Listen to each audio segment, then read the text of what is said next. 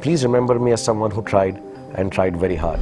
The only thing I know I do, which again sounds very cliche, is that I just work hard and I'm very focused. Yeah, be yourself because everybody else is taken. Honestly speaking, I think I keep it very simple. I've always kept it very simple. If you'd been successfully playing an angry young man, you'd pretty much be angry and young for the rest of your life. I start telling everyone I don't choose the films choose me. I have a disease. I'm a workaholic, and it's just like being an alcoholic. I just can't give it up. There's no such thing as normal. Normal is just another word for lifeless. Fans are like how you feel in front of an ocean. A king is not how much he takes, a king is how much he gives. Shah Rukh Khan, also known as SRK, is an Indian film actor, producer, and television personality. Referred to in the media as the king of Bollywood. He is a self-made star and perfectly fits as an inspirational story of rag to rich. He has appeared in more than 80 Bollywood films and earned numerous accolades. In terms of audience size and income, he has been described as one of the most successful film stars in the world. Shah Rukh Khan is the second richest actor in the world, beating the likes of Tom Cruise, Jhonny Depp, George Clooney. In 2008, Newsweek named him one of their 50 most powerful people in the world. Big media houses like Forbs, CNN, BCC, and others have named him as one of the biggest movie stars on the planet. Here are 10 things you should learn from Shah Rukh Khan to succeed in life. I've never understood why I have become a big star. The only thing I know I do, which again sounds very cliche, is that I just work hard and I'm very focused and I don't look at anything else. There is no peripheral that is important to me. The parties are not important. I'm thankful for them. The posters are not important. I'm grateful for them. The media is not important, but I love them because they've been very kind to me. For me, what has happened is that one shot that I give in front of the camera, that is important. And for last 16 years... Totally focused on absolutely, that. I just love doing that. Right. I love saying, Dawn ko pakadna mushkil nahi na mumkin. I love it. I can't explain it. I mean, I'm 40 years old. I'll be 41 in about a month's time, less than a month's time. But the excitement I have of giving that one punch when I'm shooting that film, getting that kick right, or saying something silly as a senorita, oh, it just turns me on. I love it. I love it. I get so excited. I become like a kid, and I just love the whole. The camera starts, and they tell me, "Look at this guy angrily." I love that angry look. Yeah. And I say, "Can I do it once more?" I live for that. I live for every second that I give that shot on, and I really enjoy it. Honestly speaking, I think I keep it very simple. I've always kept it very simple. So I wake up in the morning, and I'm like, "Can I get that one shot right?" Like I thought 20 years ago. That I hope I get that shot right. And I keep telling my wife, I find it strange, I'm 44 now, and I wear makeup to work. Hey, maybe, okay. Me too. Yeah, so we are all the same. Yeah, but I find it that, I've kept it so simple. I'm not bothered about, what I'm going to do through the world of cinema for the world. No, I just want to make a film in which I am able to tell you a good story. So I think that really, keeping it simple and keeping it real, like everyone says, a lot of people in America keep it simple, keep it real. I think that really is the mantra, nothing else. I have a simple way that I work. I just work very hard. I hear a lot of stories, and more than the story, I just like the people who are making a film, and I say, okay, I'll do it. I think, at least in films, creatively, the secret of the success is that I just feel the goodness into it. I have no other reason. I'm not very calculating about the film that I'm doing. I'll be lying if I say I get sentimental about a film, that's why I do it. I would be lying if I say a certain topic touches me and is close to me, that's why I do it. I don't know, I just do it believing in a lot of goodness. And I say, okay, he or she believes it, looks very earnest about it. Like, I haven't signed a new film. I've had offers from some really nice filmmakers and some really nice and professional scripts, and I'm not decided. And then suddenly somebody will tell me, and that's why I do some films which go wrong also. I've never calculated what kind of film to do, and I think maybe that's why whatever the powers that be say, okay, he's doing it with a good heart, so let's just make it do. And I'm quite surprised with the kind of acumen I have for choosing scripts. I have lasted for so long, and that also, so I believe, I guess the people who, I start telling everyone, I don't choose the films choose me. So it's easier to answer a question like this. I don't choose them, they choose me. So and I just try my best to do it well. And it works. It has worked. Every year I end up having, God has been kind. Every year I end up having a film which does very, very well. And for years I've been on charts with the number 1 film, number 2 film, number 3 film. And I'm like, okay. As a matter of fact, it's now strange if I don't make a hit film every year. I feel like, so there was not enough goodness. So I try and be better next year and try to spread that kind of goodness. And I truly believe, I tell everyone, it's something spiritual with me. So I just, okay, this is nice, so just do it. And I play it very easy. I don't concentrate too much, I don't think too much, I don't believe too much, I just do it. And it turns out right. Madness of the particularly nice or romantic kind is an absolute prerequisite to a happy and successful life. Don't ever treat your little insanities as if they're aberrations that ought to be hidden from the rest of the world.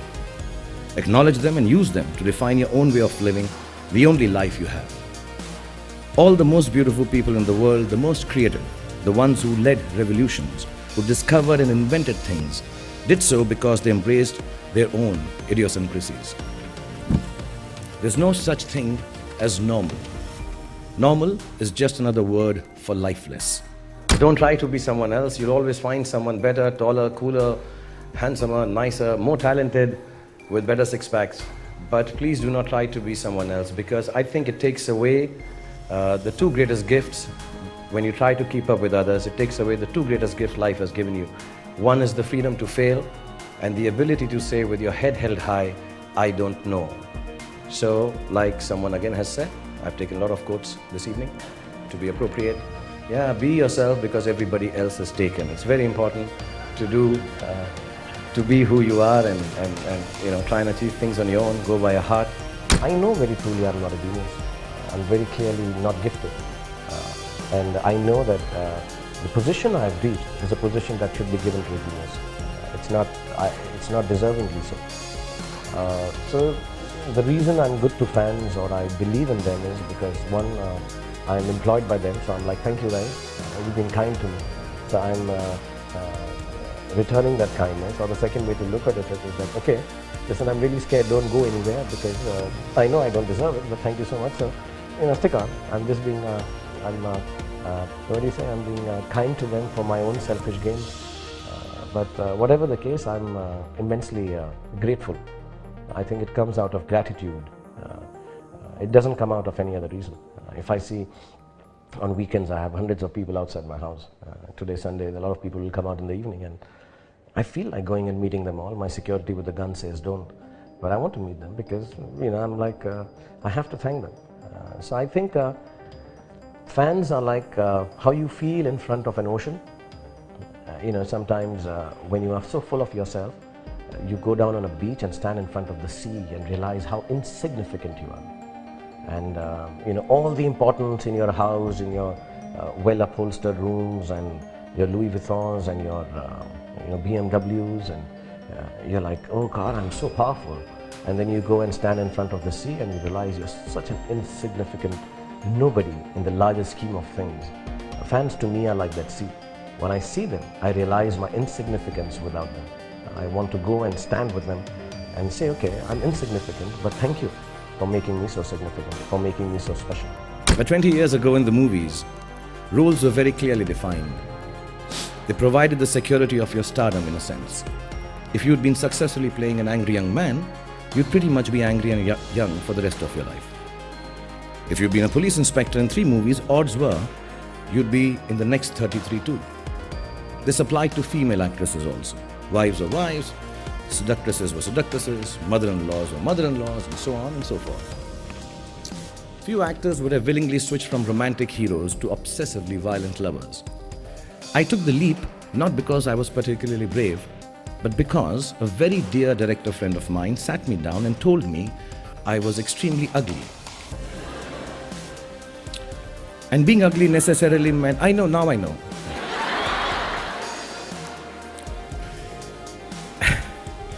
And being ugly necessarily meant I do bad guy roles. I wasn't the romantic hero types, he said. Actually, he used the words that my face was not chocolatey enough. So I started to eat a lot of chocolate. And while waiting for it to take effect, I jumped into bad guy roles. Dar means fear in Hindi, and everyone always tells you at speeches like this that you ought to be brave, so I'm not going to bore you with that idea. Instead, let me tell you this. Being brave means being shit scared all the way to the party. Yeah, I'm sorry if that word is being very scared all the way to the party.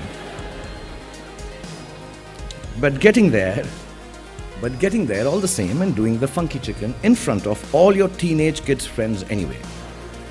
Let me just add on behalf of all the fathers of the world who have embarrassed their kids by doing this, it takes a lot of bravery, resolve and grit to do it. So just do it. Don't let your fears become boxes that enclose you. Open them out, feel them and turn them into the greatest courage you are capable of. I promise you, nothing will go wrong. But if you live by your fears, everything that can possibly go wrong will go wrong.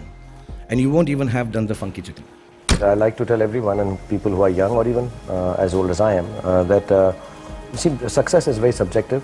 When I decided to become an actor, my logic was, see, I'm going to give it the best shot, make a lot of people smile.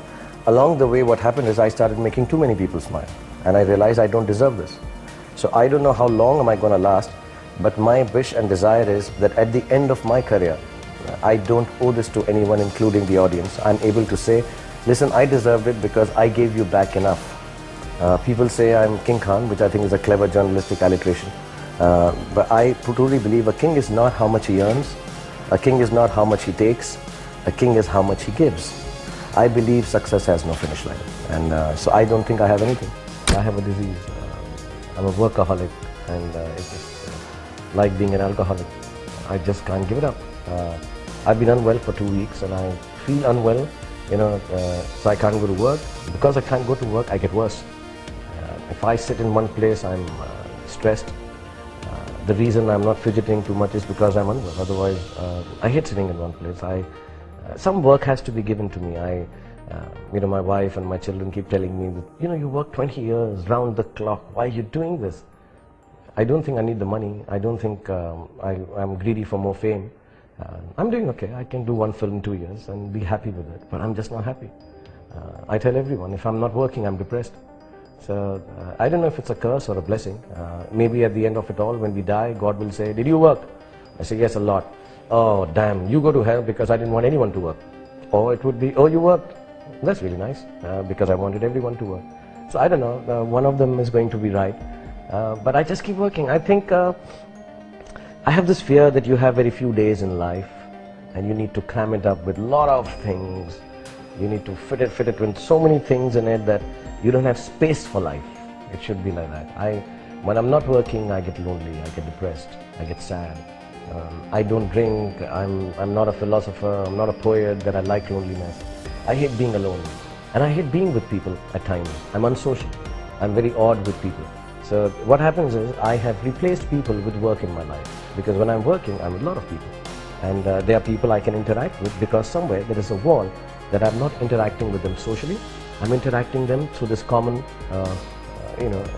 goal, that is the work. So I can discuss with her or discuss with him. And we are friends for that moment. Many of my filmmaking colleagues complain that after the film is over, you don't talk to us. I can't explain to them. I don't have anything else to say. I love you. I miss you, but I miss you through the work. I don't. I'm very fond of a lot of people. A lot of people I love like family, and I can't pick up the phone and talk with them. I can't socialize with them. I can't sit and chat with them. But when we are working, I can just be with them. So I don't know, work is sort of, I have replaced loneliness, depression and people with work. I'd like to be remembered as someone who tried and tried very hard. I'm always trying. I always say, tell my wife also, even there's a little book I'm writing and I've written it, that please remember me as someone who tried and tried very hard. Whether I succeeded, I don't want to be remembered as. Did I fail? I hope to God I'm not remembered as that. Did I do well or not is not important. If people can remember me as, you know what, he was a trier. He tried very hard. I don't mind some people turning around blaming me. I think he tried too hard. Or he tries too hard. A lot of people say that, he tries too hard. That's okay, but at least I tried. I'd like to be remembered. My legacy should be to my kids especially. To be really honest, if people don't remember me otherwise, it's okay. I think they've given me enough. But I really would like my kids to remember me as, my dad, he tried. He tried very hard, yeah.